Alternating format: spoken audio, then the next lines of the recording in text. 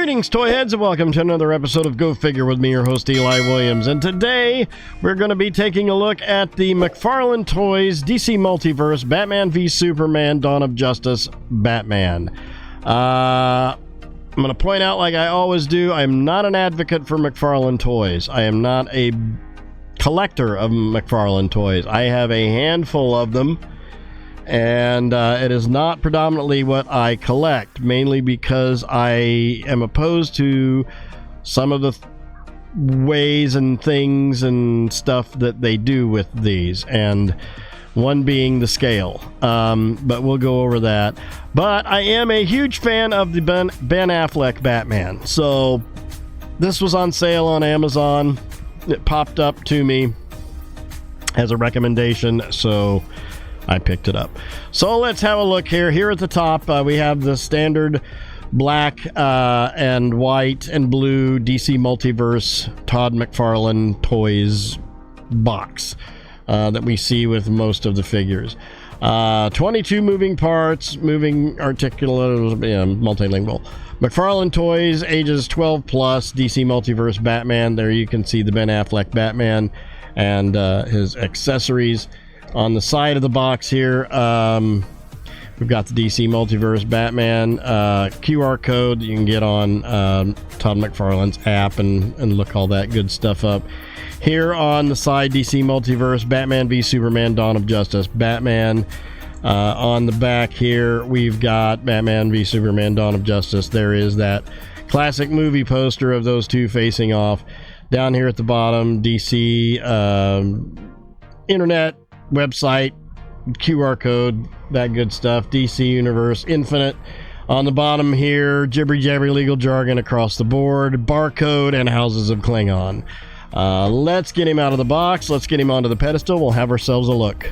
Okay, here we have him on the pedestal. Let's have a look at the accessories. First and foremost, like all the Todd McFarlane stuff, it comes with a trading card. Here we've got the movie poster of the face-off of Batman and Superman, and then it has a little data file on the back there for Batman. And I want to say I'm going to try to give this a fair review, because I've been told in the past that I've been very harsh on McFarlane stuff, and I'm going to go into this with the same aspects that I have with everything else. I'm going to give it an honest review, but I'm going to try to hold back on the harshness, so just letting you know in advance.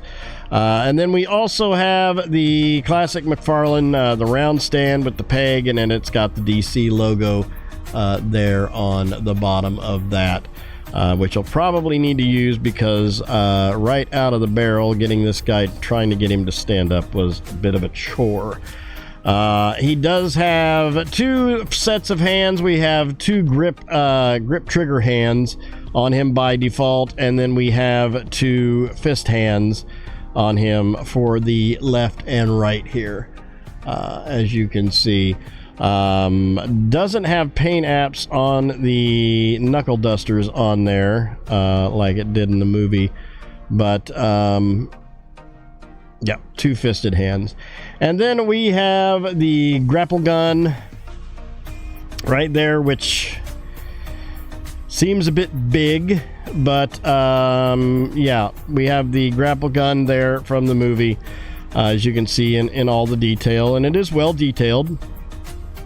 I feel like there should be some paint apps on there or something, with a little bit of silver, maybe some wear. But I can take care of that myself. And then this is the thing that I was just like, what? We've got some batarangs, and they are huge batarangs. They're big enough to be the symbol on his chest. I don't know why they're this big, but they are. I mean, they'll fit in his hand, but the batarangs that he had weren't quite this big, but okay.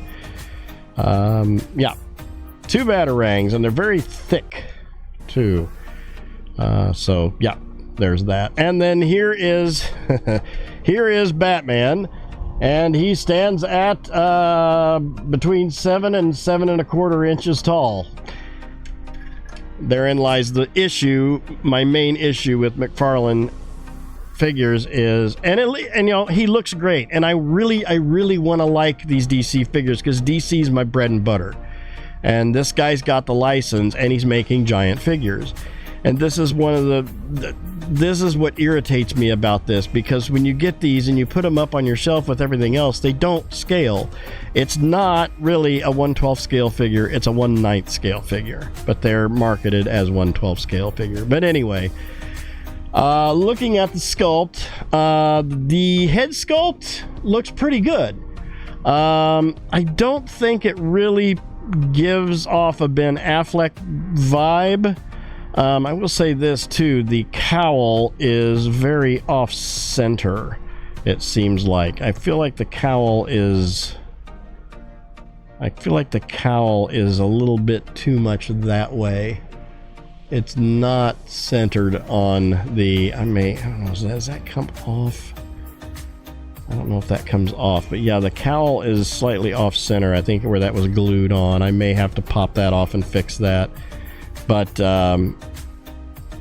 yeah, because it's not dead center with the bat on his chest. It's slightly to the left.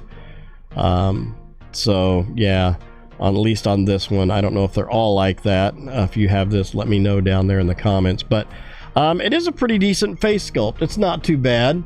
You've got the eyes in there. It's somewhat Ben Affleck-y, but not too terrible.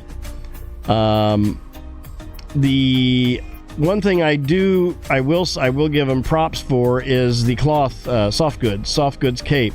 The cape is a little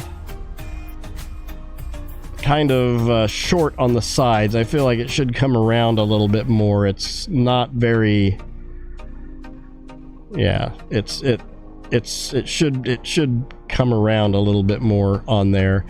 The chest logo looks good. The bodysuit, I feel, is a little too blue. I feel like it should be more gray than blue. But it's got those little stitches and everything on there, and then that gold utility belt there. It looks fine. It is glued on. Then we've got the black gloves and gauntlets right there. With the spines on the backside. He does have a peg hole back there in his back, which is strange. I noticed that when I reached up here and I felt a peg hole. Down to, we've got those rubber trunks right there. That's classic McFarlane. To the legs, where we do have a little bit of a black wash on there. Giving it some detail and some dirtiness. I feel like I need to, I may repaint the bodysuit and make it gray. I feel like it really needs to be gray. Down to the boots, where we have the boots, and they're very leather-esque, and all the way down there to the bottom. So it doesn't look terrible. It's not fantastic, but it doesn't look terrible. Looking at articulation, we have a dumbbell on the cowl going up into the head, giving us full rotation on the head. Pretty decent down, pretty decent up, nice tilt. So that's good, that works. I just wish that cowl was dead center. That's really bugging me. We've got some butterfly hinges. Well, do we have butterfly hinges? No, they're not butterfly hinges. I thought they were. Okay, never mind. Full rotation on the shoulders out to the T formation. There we've got a bicep swivel with a double elbow going right to there where that catches.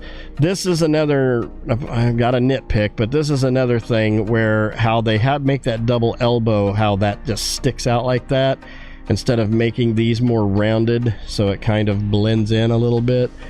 That's something I feel like they need to do. Down to the wrists, where we have that McFarlane swivel, so you can make that up and down or side to side or however you want, because these are on pegs. This just pops right off, so you can put the other fists on there, or the other hands that are fists. Down to the mid-torso where we have a ball joint from the lower end to the upper, giving us some hula hoop and some swivel. There is also a waist swivel and ball joint down there too, so we've got some decent ab crunch forward and back. Legs out to here, they are on a hinge and a swivel. There is no thigh swivel on this whatsoever, so you have no swivel on the legs at all. That's yeah. Then we've got a double knee going right back to there. Again, these need to be more rounded so this doesn't look so blocky when you bend those. Down to the feet where we have detents on the feet and a rocker, and then you also have a toe hinge on the feet like you do on all of the McFarlane stuff. Let's put his grapple gun in his hand. If we can get it in there. There we go. And we'll put one of these giant batarangs in his hand.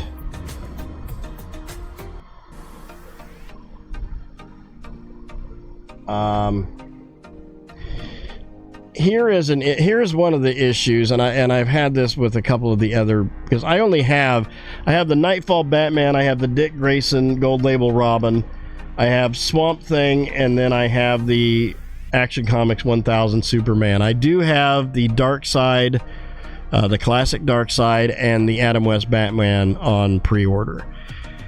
They will probably be the last ones I get, unless something just amazing comes out with them that I know I need to have. But the way that the detents line up on the feet cause, like right here, I've got it kind of in between the detent zone, but when you go forward where it actually locks in, that causes him to fall forward. So you have to kind of get it in that Goldilocks zone in between this detent and the next one. And when you get it to the next one, it's too far back. So that's where that clicks in. So you kind of have to take it past that and into like right about there, right before it's going to go to the next detent on there. So let's get him off the pedestal. We'll line him up with some other characters and we'll see how he scales up. Here we have him with the Metacom mafex Return of the Jedi Boba Fett, the Hasbro Star Wars The Black Series Imperial Stormtrooper version 2, the Hasbro G.I. Joe Classified Series Retro Carded Duke, and the Hasbro Marvel Legends Series Netflix Daredevil. And here we have him with the Metacom mafex Nightfall Batman, the Mezco 1/12 Collective 1989 Batman, the NECA 1966 Adam West Batman, and the Mattel DC Universe Classics Batman. All in all, I think he looks really good. I think the figure looks good. The color on the bodysuit is off. It's got this shiny metallic blue look to it that you can't really see it on camera, because on camera right now it almost looks correct, but there's this blueness to the bodysuit that I don't like. I really hate to nitpick about Todd McFarlane's stuff. If he would just scale them down, like we know he can scale them down, because we see the Batman 66 stuff coming out and it's to scale. I don't know why he makes these things 7 inches and taller. They tower over everything else that I have in my collection, and I know there's a lot of people that would want to collect these, but they just don't, because they don't scale. And that's why I prefer the DC Universe Classics over these. Again, yeah, the DCUC stuff doesn't have as much articulation as this does, but it doesn't there's this quality thing about it too, is the plastic. It just feels so brittle, and I'm so afraid that something's going to snap and fall off, and I know that's happened to people. But I wanted this Ben Affleck Batman because I like this costume. I like the way that they portrayed the character in the movies, and they're kind of few and far between. I do have the Mattel DC Multiverse ones, but I didn't have this one, and I wanted to pick this one up because this is the newer sculpt. It looks great. It's going to have great shelf presence. I'm going to give it a 6 out of 10. The cowl is off center. It wasn't glued on properly. The color of the bodysuit is just off. The accessories are way too big, and it's like most of the McFarlane stuff, it's very top heavy, and the detents on the ankles don't line up correctly. But it looks great. You know, and at the end of the day, shelf presence, that is what it's all about. I just wish that they wouldn't cut so many corners with certain things on the design and articulation and stuff like that. So that will do it for this episode. Thank you very much for watching. I hope you enjoyed that. Please remember to like, comment, and subscribe. Smash that bell so you can get information on all the good things coming out of my channel. You all have yourselves a great week and a great day. I'll see you next time, and until then, don't forget to get your figure on. Take care.